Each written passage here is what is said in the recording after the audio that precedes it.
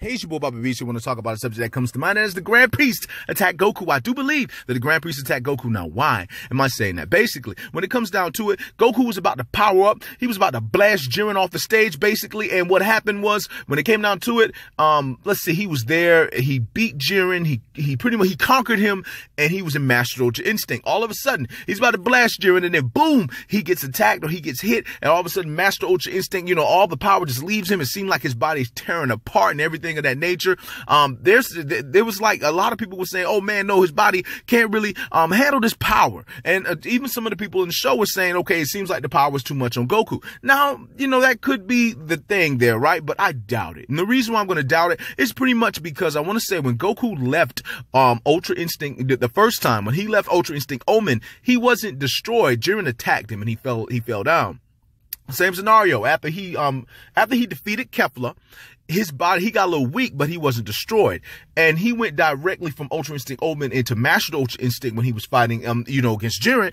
And all of a sudden his body's just attacked. Why didn't the power just leave him if it was just like on that level? Well, I think that Goku was attacked. Now, why am I saying that? It's because, pretty much the Grand Priest was the one I think that pretty much came after him and pretty much came after Goku. The Grand Priest is truly the villain of Dragon Ball. I think he's the big one. He's the guy, when it comes down to it, that, he's the one you're going to have to watch out for.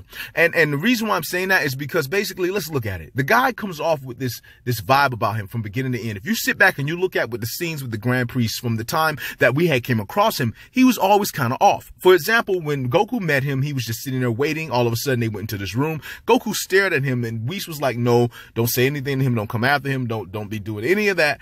And, the Grand Priest had this vibe about him that was just a little different. Even when we got to the Tournament of Power, he was still, that vibe was still a little off. He got that vibe where he's like, he's kind of cool or whatever, but I doubt it. I think he got a lot going on with him. And not only do I think there's a lot going on with the guy, I think that he has his own thing going on, which means I think he has his own agenda. Now, basically, when we were looking at the Tournament of Power, Goku looked directly at the Grand Priest, and the Grand Priest looked directly at him, and he smiled at Goku when Universe 9 was destroyed. Okay, nobody in the tournament was happy about that universe being destroyed. At the end of the day, they were in a tournament where universes could be destroyed. I don't think they really took it seriously. It was a situation that once Universe 9 was beaten in their universe, their entire universe was gone. They took things very seriously, with Goku staring at the Grand Priest and the Grand Priest looking at him, basically knowing that the Grand Priest smiled at the dude. Who's going to smile at a universe being destroyed? Come on, man. When it comes down to it, Goku looked directly at him, which means Goku pretty much knows and can sense a form of evil in the Grand Priest. Goku goes directly after a form of evil. Now, Goku loves to fight, but Goku goes after evil too. So if Goku does sense something about the Grand Priest, he's not going to come right out and say it. He's just pretty much just going to look at the guy and kind of just be like, okay, I may be wrong, or something along those lines. Now, when it comes down to the Grand Priest, he is sitting there in the tournament, and he was watching the entire time. He pretty much, the dude had all these different kind of reactions. He had all this kind of stuff going on with him. And then you had these angels that were there in the tournament with him, smiling when these universes were being destroyed. So when it comes down to it, it seemed like a scenario where it was like there was a plot going on with the Grand Priest and the angels, but it didn't really go the way they thought it would go. And what I mean by that is basically Goku and them, how can I put this? They fought, they won, they took down everybody. And when it comes down to it, that's what it was. Now, this is something that I'm also going to talk about as well when it comes to the Grand Priest. The Grand Priest, I think, has his own agenda, and eventually we're going to find out that agenda. I don't think it's going to be too soon, but it's going to be pretty soon. I think that the Grand Priest is going to be like, let's just be real. No one can really beat that guy right now. You get what I'm saying? I mean, basically, look at his power and where he ranks.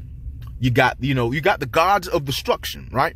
You got the angels, and then you got possibly the Grand Priest and a couple of other people that's powerful, probably above the angels level or on the angels level, right? And above the Grand Priest is Zeno. So when you're sitting here and you're dealing with a guy who's on that power level, you ain't really dealing with many people who can really mess with him. There's not many people out there who can really touch that guy. And not only that, there's not many people out there who can keep up with him. So if we're sitting up here and we're talking about the fact of the Grand Priest, let's talk about the fact that there's some stuff in the tournament that he possibly was thinking about. Let's talk about the fact of stuff that we saw there. Now, one thing we saw there about the tournament was that pretty much a lot of people in that tournament didn't really knew too much about one another. Some of them were aware of one another because you had those fighters in the tournaments that were aware of the gods, and they were, dealing with right on dealing with the gods, sort of like Goku and Vegeta are dealing with Beerus and Whis. You had a few in the tournament that was dealing with their own gods and their angels there, right?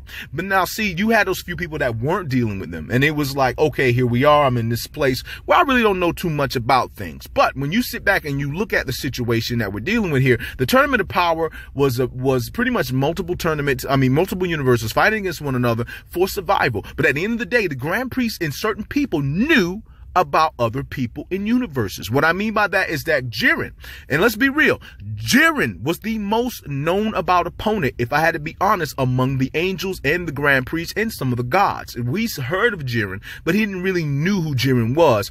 But possibly did, but possibly didn't. But the Grand Priest knew who Jiren was. Not only did he knew who Jiren was, it was a situation where he looked at Jiren, and it was like he knew what Jiren's power was at.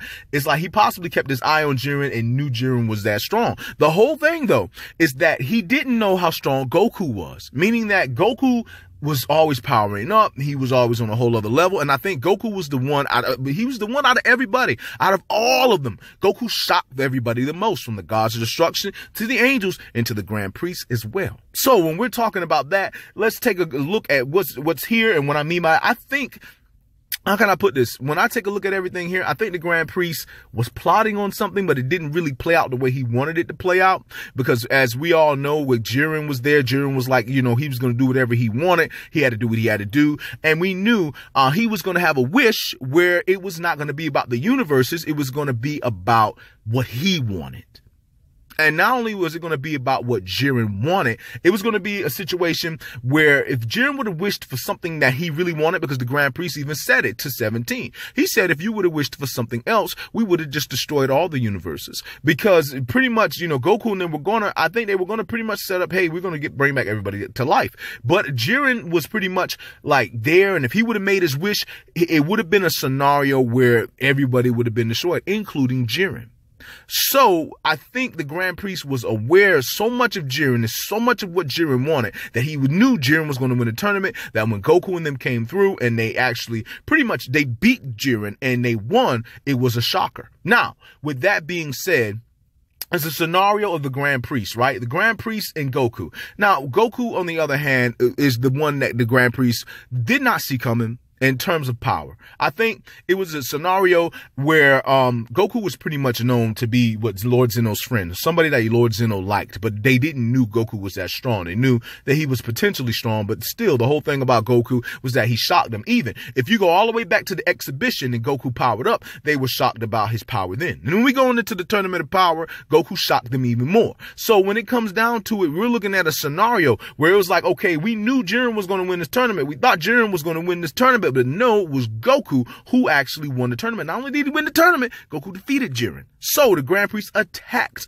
Goku, in my opinion, in order to make what he want happen still happen, in terms of Jiren's wish and him and the angels doing whatever they want. Because with all the universes being destroyed, then you have the Grand Priest and his angels pretty much coming together and doing whatever they want to do, because the angels no longer have to be around these universes or these gods or any of these people anymore. And I think that's truly what the Grand Priest want, but there might be something more to it. So when it comes down to it, I think that the Grand Priest did attack Goku when he was pretty much fighting against Jiren and was about to defeat Jiren. Now, when we think about it, there ain't many people who could have seen the Grand Priest attack Goku. The gods of destruction could not have seen that. The angels could not have seen that because he's stronger than all of them. If anybody saw it, it was probably Zeno, and depending on the guards, depending on how strong they are, because I don't think they're stronger than the Grand Priest, they probably could have seen it. But if Zeno didn't see it, then the Grand Priest probably said something to Zeno, or probably had Zeno distracted, and then boom, he attacked Goku out the blue and nobody saw it coming. So that's pretty much what I think really did happen. So I think the Grand Priest pretty much attacked Goku in that fight. I think that that's what happened there. And I also think when it comes down to it, dude, I mean, hey, that's pretty much it. I think that the Grand Priest is the main villain, and I think when they finally fight him, that will be the end of Dragon Ball. But I just want to say, it's your boy, Bobby Beast. I just want to say much love, much respect. Go right ahead and subscribe. Hit that notification bell. Like this video and check out my other Dragon Ball content. I just want to say much love, much respect. Hold it down and one. Hey, it's your boy, Bobby Beast.